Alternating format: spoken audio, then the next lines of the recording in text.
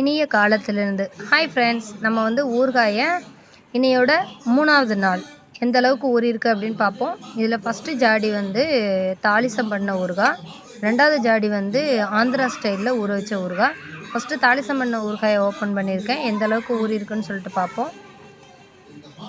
பாருங்கள், எண்ணெய் நல்லா கக்கி வந்திருக்கு. பச்சை மிளகாலாம் நல்லா ஊறி இருக்குது. பாருங்கள், இதில் உப்பு மசாலா எல்லாமே நல்லா பிடிச்சிருக்குது. பச்சை மிளகாலாம் நல்லா ஊறிட்டு இப்போ நம்ம ஆந்திரா ஸ்டைல் ஊறுகாய் பார்த்துருவோம்.